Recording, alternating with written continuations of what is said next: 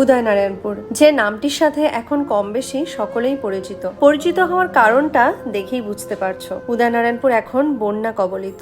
অতিবৃষ্টির প্রভাবে ডিভিসি থেকে অতিরিক্ত জল ছাড়ার কারণে এই দামোদরের পাশে আমাদের উদয়নারায়ণপুর প্রায় প্রত্যেক বছরই বন্যার শিকার হয়। ছোট থেকেই দেখে আসছি, কোনো কোনো বছর 2-3বারও বন্যা এসেছে। এই বন্যার দৃশ্যটি 2021 সালের। কর্মসূত্রে উদয়নারায়ণপুরের বাইরে থাকলেও আমাদের দুজনেরই বেড়ে ওঠা উদয়নারায়ণপুরে। বন্যার পরিস্থিতি এখন জানার একমাত্র ভরসা বাড়ির মানুষরা আর সোশ্যাল মিডিয়া। এইবারের মতো বন্যা নাকি আর কোনো বারে হয়নি।